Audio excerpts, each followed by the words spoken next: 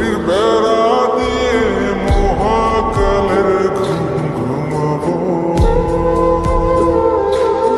আমি মাটির একান ঘর বানাবো, খেজুর পাতার ছাউনি দিব, বাঁশের খুঁটির বেড়া দিয়ে মহাকালের ঘুম ঘুমাবো।